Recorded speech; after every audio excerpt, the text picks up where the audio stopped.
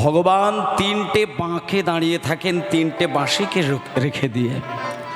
ভগবানের তিনটে বাঁশি থাকার কারণ হচ্ছে ত্রিভুবনকে রক্ষা করার জন্য।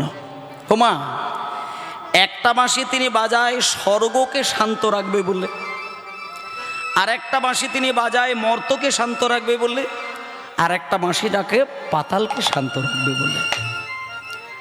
এবার সকলের নাম ধরে যখন বাঁশি বাজিয়ে উঠল, তখন শ্রীদাম, সুদাম, দাম, বসুদাম, সুবল, মহাবল যত যত বন্ধু ছিল আর 9 লক্ষ গরু ছিল, সবাই এক জায়গায় চলে এলো।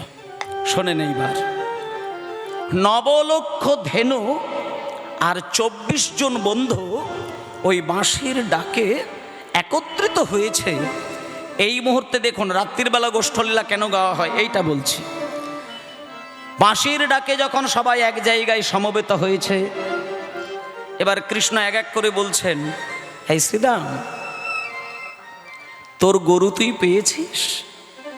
এই সুবল, তোর গরু পেয়েছিস? সবাই বলছে, হ্যাঁ কানাই, আমরা আমাদের গরু বুঝে পেয়ে গেছি। এবার দাদা বলাইকে বলছে, দাদা তোমার গরু পেয়েছো? দাদা দাদা বলাই বলছে, আমিও গরু পেয়ে গেছি। মানে সবার গরু সবাই বুঝে পেয়েছে। কিন্তু কৃষ্ণ কিন্তু সেই দিনকে একটা গরুকে কিন্তু খুঁজে পায়নি। সেই গরুটা কে? সেটা আর কেউ নয়, যার নাম হলো মঙ্গলী। মঙ্গলী নামক একটা ছোট্ট কোলের বাছুরি। এই আস্তায় বাচ্চারা কথা বলছে, এই বাবা কথা না, ছোট্ট বাছুরি। সেই দিনকেই তার জন্ম হয়েছিল। গোবিন্দ সেদিন বাছুরিটাকে হাঁটিয়ে হাঁটিয়ে নয়, কোলে করে নিয়ে গেছিলেন। কোলে করে মাঠে নিয়ে গিয়ে একটা কদম গাছের তলায় দাঁড় করিয়ে দিয়ে বাছুরিটার কানে কানে কৃষ্ণ বলেছিল, ওরে বাছুরি, এই যে কদম গাছের তলায় তোকে বসিয়ে রেখে দিয়ে যাচ্ছে, তুই কদম গাছের তলা ছেড়ে বাইরে যেন কোথাও যাবি না। বৃন্দাবনের মাঠে ভগবান কৃষ্ণ খেলা খেলছেন। হঠাৎ খেলা খেলতে খেলতে পশ্চিম দিকে, আজকে এই মুহূর্তে মায়েরা আমি গাইছি উত্তর গোষ্ঠ, তারপরে হবে রূপ, তারপরে রাস। আপনারা শুনবেন। একটুখানি বলি, রাস বানানটাই হচ্ছে রয় আকার দন্তস্ব রাস। আর ওই আকারের গুরুত্বটা যেদিন বুঝবেন সেদিন বুঝবেন ভক্ত আপনি কাকে বলে। আকার সরে গেলেই রস হবে, আকার রয়ে গেলে রাস হবে। রয় আকার দন্তস্ব রাস। আকার মুছে দিলে কি হচ্ছে? রস হয়ে যাচ্ছে। তাহলে কি রস? ভক্তি রস। র মানে রাধা, স মানে কৃষ্ণ।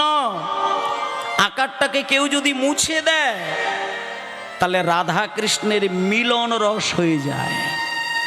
র মানে জীবাত্মা, স মানে পরম আত্মা। আকার মুছে দিলে জীবাত্মা পরমাত্মার মিলন রস হয়ে যায়। র মানে ভক্ত, স মানে ভগবান। আকার মুছে দিলে ভক্ত ভগবানের মিলন হয়ে যায়। মায়েরা, ওই জন্য রয় আকার দন্তস্ব, এই আকার ধরে নিয়ে যদি রাস রাস কথাটা বারবার বলেন, আপনাদেরকে একটুখানি বলে দিই, আমার পরে একজন কীর্তনী আসবেন, তিনি রূপের মধ্য দিয়ে রাসের মঞ্চ তৈরি থাকবে।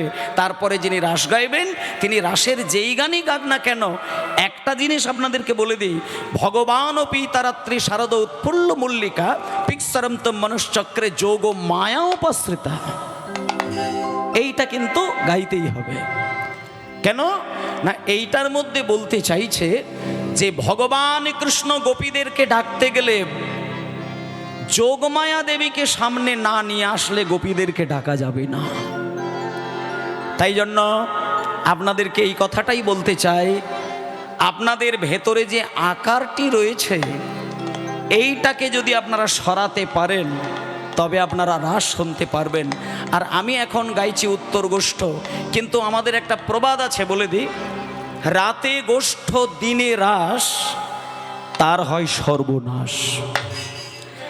মানে গোষ্ঠলীলা যদি দিনের রাত্রির বেলা গাওয়া যায়, আর কোনো হরিবাসরে যদি রাসলীলা দিনের বেলা গাওয়া হয়, যিনি গাইবেন তিনিও অপরাধ রাখার জায়গা পাবেন না, আর যারা শুনবেন তাদেরও অপরাধের সীমা থাকবে না। কিন্তু এই মুহূর্তে আমার এমন একটা নিয়ম হয়ে গেছে, যেটা রাস গাইতে গাইতে সন্ধ্যা হয়ে গেল, 7:30 8টা বাজতে যায়, তাহলে এটা রাত্রির হয়ে যাচ্ছে, তাহলে এখানে অপরাধ হয়ে যাচ্ছে। রাতে গোষ্ঠ, দিনে রাস, তারা হয় সর্বনাশ। বলে গোষ্ঠলীলা রাত্রির বেলা হলেই অপরাধ হবে, কিন্তু আরেকটা কথা হচ্ছে কি, যত আইন তত ফাঁক, যত আইন তত ফাঁক। ও মায়েরা, রাত্রির বেলা গোষ্ঠলীলা গাওয়া যায় না, কিন্তু শোনেন, কিছু কিছু গোষ্ঠলীলা রয়েছে যেটা দিনেও গাওয়া যায়, রাত্রিতেও গাওয়া যায়। যেমন খোয়ার গোষ্ঠ দিনে গাওয়া যায়, রাত্রেও গাওয়া যায়। আর ফেরত গোষ্ঠ দিনে গাওয়া যায়, রাত্রিতে গাওয়া যায়। খোয়ার গোষ্ঠ কাকে বলে? যে গোষ্ঠলীলায় গোবিন্দের গরু বাছুরগুলো রাধারানীর শ্বশুর বাড়ির ধানের ক্ষেতের মধ্যে প্রবেশ করে গিয়েছিল, আর রাধারানীর শ্বশুর বাড়ির লোকজন ওই গরুগুলোকে খোয়ারে দিয়ে এসেছিলেন। আগেকার দিনে মায়েরা জানেন, খোয়ার বলে একটা শব্দ ছিল, খোয়ার। গরু ছাগল যদি কারো ধান খেতে ঢুকে যায়, খোয়ারে জমা দিয়ে আসেন, আর যার গরু তাকে গিয়ে খোয়ার থেকে ছাড়িয়ে আনতে হয়।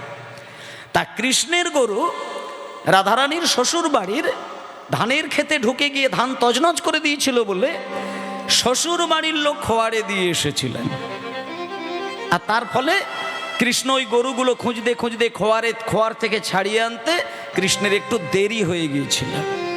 তাই এই খোয়ার গোষ্ঠটা দিনের বেলাও গাওয়া যেতে পারে, রাত্রির বেলা গাওয়া যেতে পারে। আর আমি যে লীলাটা গাইছি উত্তর গোষ্ঠ, এটা দিনেও গাওয়া যায়, মানে বিকেল বেলা, আবার রাত্রিতেও গাওয়া যায়। কেন গাওয়া যায়? এই লীলাটার শেষের দিকে গিয়ে বুঝতে পারবেন কেন রাত্রিতে গাওয়া যেতে পারে। রাত্রি 10টা বেজে গেলেও উত্তর গোষ্ঠ গাওয়া যায়, তার কারণটি একটু পরেই জানতে পারবেন। শুনুন, আজকে যখন কৃষ্ণ শ্রীদাম সুদাম দাম বসুদামদের সঙ্গে গলায় জড়িয়ে ধরে খেলা খেলছে, হঠাৎ কৃষ্ণ বিষম খেয়ে গেলেন, বিষম খেলেন। এবার যেই বিষম খেয়েছে, তখন শ্রীদাম সুদাম ছুটে এসে বলছে, কি কানাই, এই কানাই, কানাই, আরে কোনোদিন তো খেলা খেলতে খেলতে তোর এরকম জোরে বিষম লাগে না, আজকে তুই হঠাৎ আমাদের সঙ্গে খেলা খেলতে খেলতে তুই বিষম খেলি কেন? তখন বিষম খাবো না, কলাবতীতে বিষম খাবো না। শোন, বিষম খাওয়ার কারণ হচ্ছে, দেখ ভালো করে তাকিয়ে দেখ, বেলি অবসান হলো কহি যে তোমারে, বেলি অবসান হলো কহি যে তোমারে, বেলি অবসান হলো কহি যে তোমারে, ময়না দেখিয়া প্রাণ প্রাণ যেন কাঁদে, মায়না দেখিয়া প্রাণ প্রাণ যেন কাঁদে। বলরাম দাস কহে শুনি কানাইয়ের বল, সবাই বলুন হরি বল।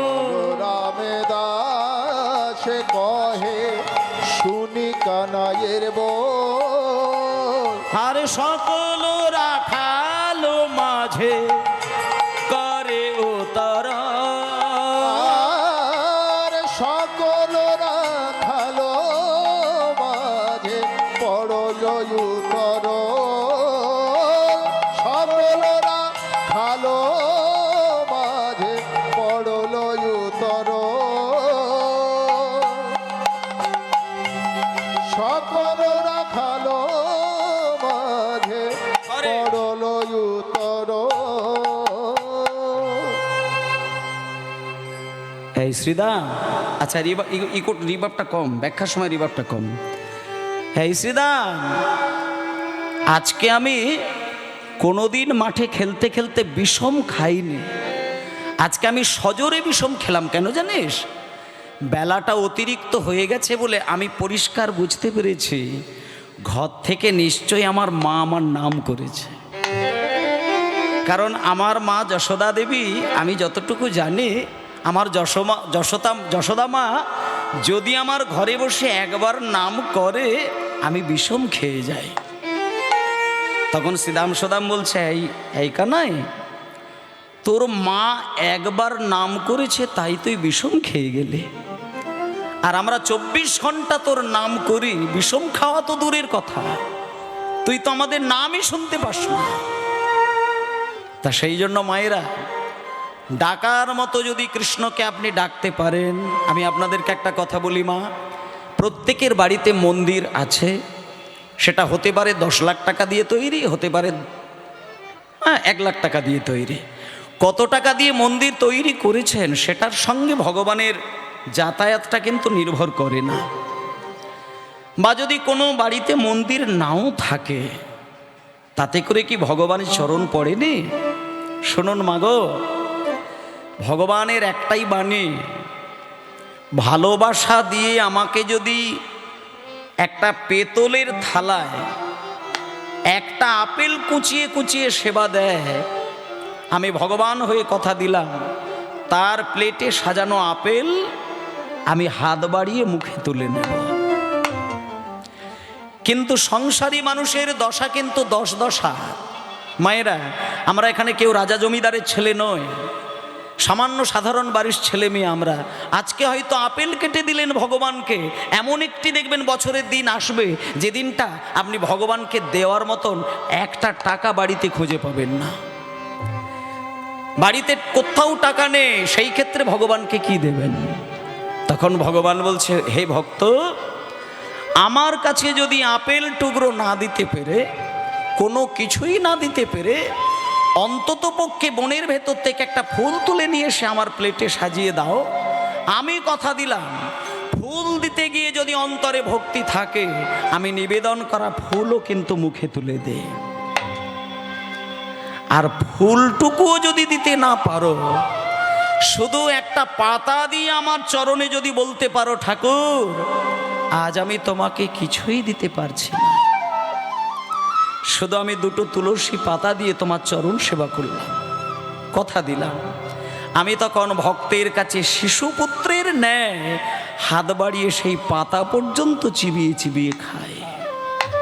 আর পাতা না দিতে পারলে কিছুই লাগবে না, শুধু আমার মন্দিরের দরজাটা খুলে আমার কাছে বসে বসে তুমি একটাবার বলবে, ঠাকুর আমি কিচ্ছু দিতে পারি না, শুধু 2 ফোঁটা নয়নের জলে আমি তোমার চরণ সেবা করলাম। আমি কথা দিলাম আমি বিশ্ব ব্রহ্মাণ্ডের মালিক হয়েও সেই ভক্তের কাছে চিরকালের জন্য নিজেকে বিক্রি করে দিই। তাই সেই ভগবান নিজেকে বিক্রি করে দেন কার কাছে? যার অবিরল অশ্রুধারায় জিভে কৃষ্ণ নাম চলে। সেই ভক্ত যদি ভগবানকে ডাকে, ভগবান বিষম খেয়ে যায়। তা আজকে যখন খেলা খেলতে খেলতে বলো রাম দাসে কহে, ওই শনি কানাইয়ের বল, তাই বলো রাম দাসে কহে, শনি কানাইয়ের বল, তাই গৌর প্রমানন্দে হরি বল। দাসে কহে শনি কানাইয়ের বল, সকল রাখালো মাঝে, রাখালো মাঝে করে উতর, সকল রাখালো মাঝে করল উতর,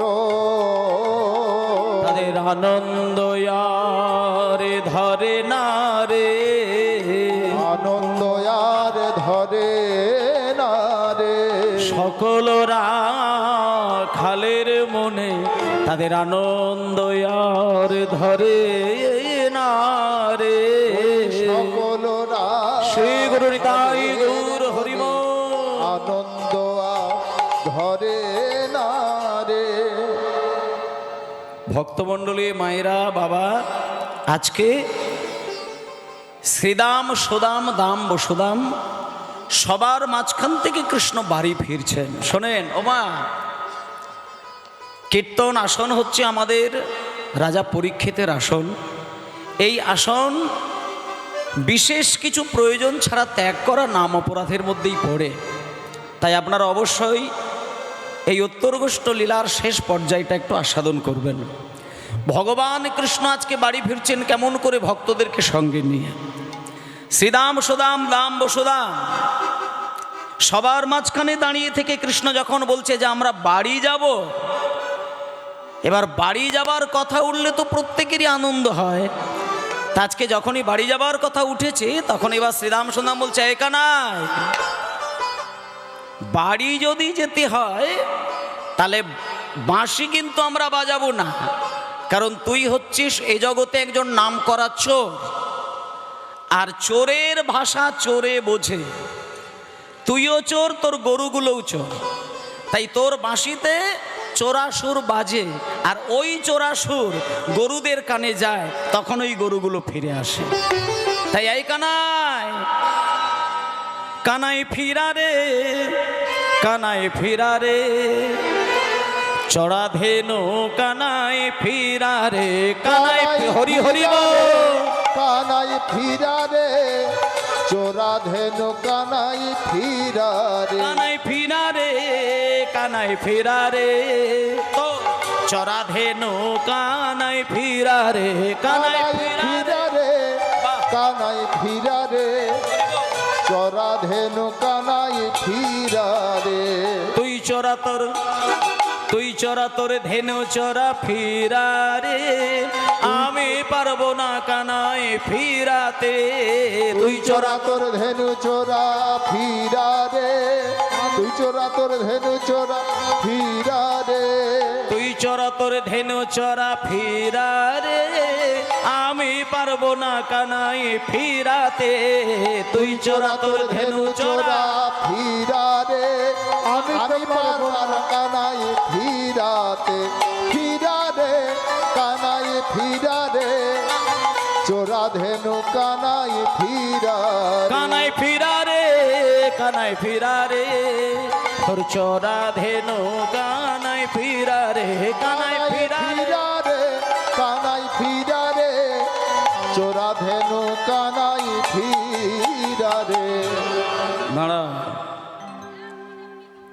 মায়েরা,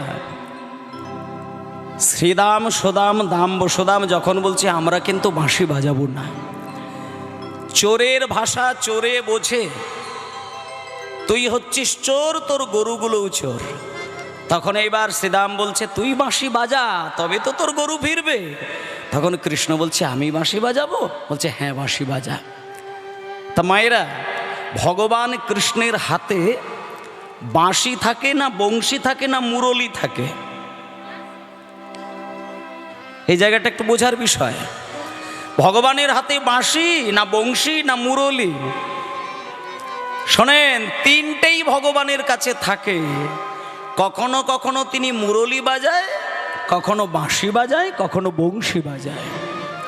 বলে তাহলে মুরলি আর বাঁশি আর বংশী কি আলাদা? বলে আলাদা। শোনেন, 12 আঙুল লম্বা 9টি ছিদ্রযুক্ত বাঁশি তাকে বলা হচ্ছে বংশী। 17 আঙুল লম্বা 8টি ছিদ্রযুক্ত বাঁশি তাকে বলা হচ্ছে বেনু। আর 2 হাত লম্বা 4টি ছিদ্রযুক্ত বাঁশি তাকে বলা হচ্ছে মুরলি।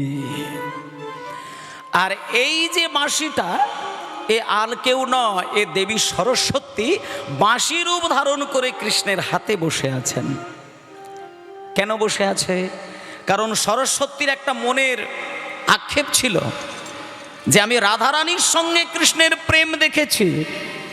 রাধারানীকে কৃষ্ণ কোলে করে নিয়ে কথা বলেন, আর কৃষ্ণ রাধারানীর অধরামৃত পান করিয়ে দেয়, রাধারানী কৃষ্ণের অধরামৃত পান করেন। তাই একদিন সরস্বতী চিন্তা করলেন যে আমিও একটা মুহূর্তের জন্য কৃষ্ণের অধর অমৃত পান করব। দাঁড়া, অধর অমৃত মানে ঠোঁট, অধর মানে ঠোঁট, আর অমৃত মানে হচ্ছে চুম্বন। রাধারানী কৃষ্ণের অধরামৃত পান করেন, এটা সরস্বতী জানেন। সরস্বতী একদিন স্থির চিন্তা করে নিয়েছেন যে আমি একদিন কৃষ্ণকে কেঁদে কেঁদে বলবো আমাকে একটা মুহূর্তের জন্য যেন তার অধরামৃত পান করায়। এই চিন্তা করে রাধারানী একদিনকে হঠাৎ সরস্বতী মায়েরা সরস্বতী একদিন কৃষ্ণের নাম গাইতে গাইতে 10,000 বছর ধরে এক আসনে বসে ভগবান কৃষ্ণের নাম ধরে ধরে কাঁদতে লাগলেন। শোনো, 10,000 বছর ধরে যদি কেউ এক আসনে বসে কাঁদে, সেই কান্নাতে কি আর ভগবান চুপ থাকতে পারে?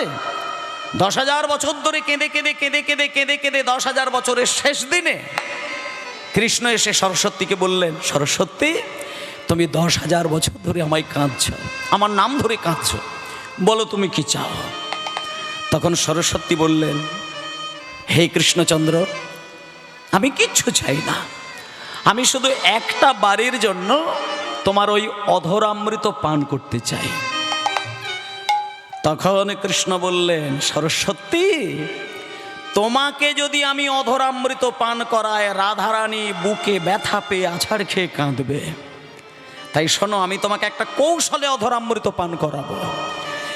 তুমি সরস্বতী রূপ ধারণ করে আমার কাছে এসে অধরামৃত পেও না, তুমি বংশী রূপ ধারণ করে আমার কাছে থাকবে। কি করে থাকবে? বৃহস্পতি যজ্ঞ করবে, সেই যজ্ঞের মাঝখান থেকে একটা বাঁশ উঠবে, যে বাঁশের 25টা পর্ব হবে, সেই 25 পর্ব বাঁশ থেকে 9 পর্ব দিয়ে বিষ্ণুর ধনুক হয়েছিল, 7 পর্ব দিয়ে শিবের ধনুক, 5 পর্ব দিয়ে রামের ধনুক, আর 3 পর্ব দিয়ে অর্জুনের ধনুক। তাহলে এইবার মায়েরা বলুন তো, 25 পর্ব বাঁশ থেকে 9 পর্ব দিয়ে বিষ্ণুর, 7 পর্ব দিয়ে শিবের, 5 পর্ব দিয়ে রামের, আর 3 পর্ব দিয়ে অর্জুনের, তাহলে আর কটা পর্ব বাকি থাকে? 9, 7, 5, 3 মাইনাস হয়ে গেল, বাকি থাকলো একটি পর্ব। সেটাকে 3 টুকরো করেছিলেন কৃষ্ণ। 3 টুকরো করে 3টের নাম দিয়েছিল, একটার নাম বেণু, একটার নাম বংশী, আর একটার নাম মুরলী।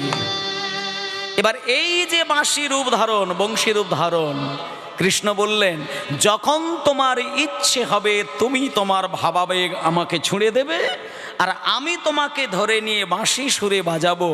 লোকে জানবে তুমি বাঁশি, আমি জানবো তুমি দেবী সরস্বতী। তাই সেই বাঁশি আজকে বাজিয়ে দিলেন। কেমন সুরে? ও বাঁশি রে,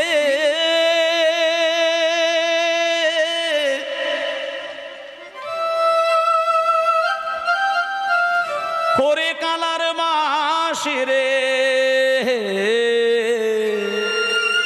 বাবা বাবা, আর বেজো না, আর বেজো না, ওরে কালার বাঁশি। সবাই উলুধ্বনি, উলুধ্বনি, হরি হরি বল। মায়েরা একটু উলুধ্বনি দেবেন, হরি বল। ওরে কালার বাঁশি, বাঁশি রে,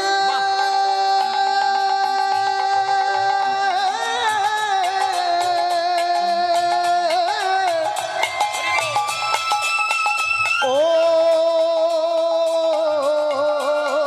বাঁশি রে, ও বাঁশি রে,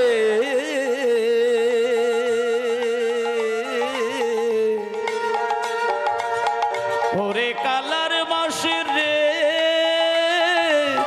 হে বাঁশি কোনে বাঝাড়ে ছিলা বাঁশি রে,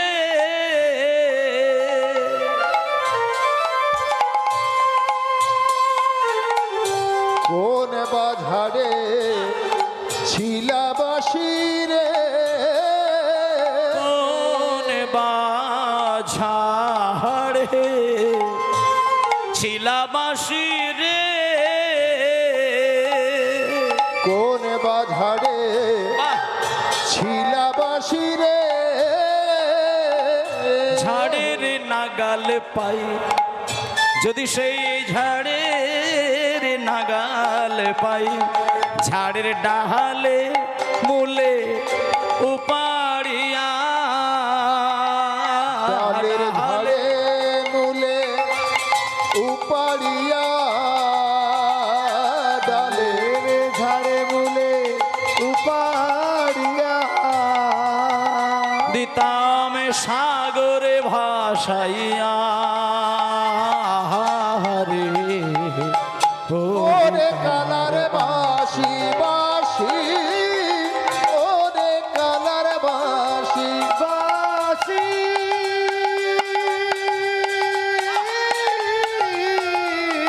আরে ওরে কালার বাঁশি বাঁশি রে ওরে কালার ভাসে ভাসে ওরে কালার ভাসে ও ভাসে ওরে কালার ভাসে ভাসে ওরে কালার ভাসে। শোনে ভগবান কৃষ্ণ চলুন ব্রজের মাঠে খেলা খেলছেন, হঠাৎ খেলা খেলতে খেলতে খেলতে খেলতে ওই একই ঘটনা, পশ্চিম দিকে লাল টকটকে সূর্যটা ঢলে পড়েছে। কলাবতীতেই দিয়ে দাও, দেখি ওখান থেকে বেরিয়ে যায়।